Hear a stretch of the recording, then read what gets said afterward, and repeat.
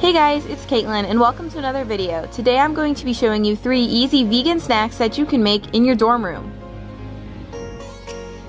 The first recipe is super simple and it's for easy oil-free popcorn. All you're going to need is 1/4 cup of unpopped popcorn kernels and a brown paper bag. That's it. You don't need any oil or salt. Alright, so for this recipe all you have to do is open up your brown paper bag, pour the popcorn kernels in, and then fold it up. I like to fold it over twice to make sure it doesn't come undone in the microwave. Then you're going to put it in the microwave for 2 minutes and 30 seconds, but make sure to stop the time if there is more than 3 seconds between pops, otherwise the popcorn might burn. Then all you gotta do is pour it into a big bowl, or if you don't have a big bowl you can even keep it in the brown paper bag. All I'm doing here is putting my fingers in a little water and I'm lightly coating the popcorn in it because I find when you add seasonings this helps them to stick better. And today I'm going to be seasoning my popcorn with some chipotle chili pepper. I like it because it's nice and spicy, but if you want to make your popcorn sweet you could use something like coconut sugar and cinnamon. Or if you want another interesting flavor, I love adding hot sauce sometimes. That adds a really nice kick to it as well. And that's it. Just pour the seasoning on, mix it a little with your hands to coat everything, and you have a nice and easy, simple dorm snack, great for late night studying as well. For our next snack, we're going to be making peanut butter and chocolate sweet potato snack bites. I know it sounds like a mouthful, but it's a delicious one, so let's go. So first you're going to need a small to medium sized sweet potato. Wash your potato and then carefully with a sharp knife you're going to poke holes on the exterior surface of it. This allows more ventilation to get in and for the potato to cook more thoroughly. Then just put it on a microwave safe plate. I microwave my sweet potato on 2-minute intervals for about 5 or so minutes, and it's done when it is soft to the touch and the skin is a little more wrinkly.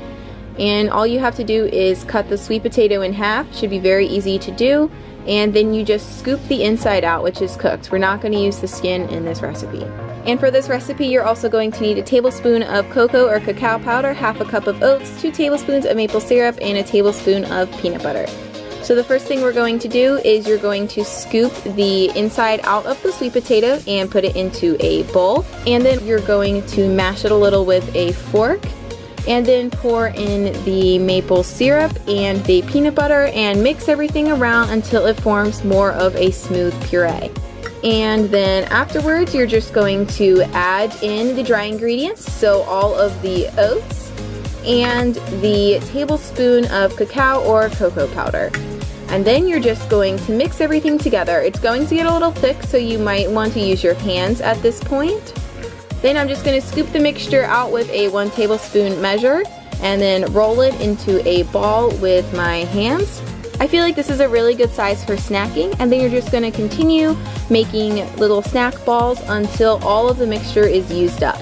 And there you go. Don't they look super good? And I would suggest that you store these in your fridge because we did cook the sweet potatoes, so they'll last longer that way, and I feel like they get a little bit fudgier. And the final recipe is for a vanilla chia seed pudding. So in a glass jar you're going to add 2 tablespoons of chia seeds, 1/2 cup of plant-based milk because we should leave the cows alone, a tablespoon of maple syrup, and a 1/4 teaspoon or a dash of vanilla extract. Then you're just going to mix the mixture up with a spoon and cover it and put it in the fridge overnight. It may help to stir this after it's been in the fridge for about 1/2 hour because sometimes the chia seeds get stuck on the bottom. And the next day you have a nice thick and creamy pudding. Now you can eat this on your own or you can make a parfait like I am doing here. So I added some freshly chopped strawberries, a little bit of toasted muesli, and then finally a drizzle of molasses to finish it all off. I think this would be a great afternoon snack or even as a dessert, and if you have any leftovers just be sure to store them in the fridge. Alright guys, that's it for today. I hope you liked this video. Let me know if you want me to film more like these, and don't forget to like and subscribe. Thank you!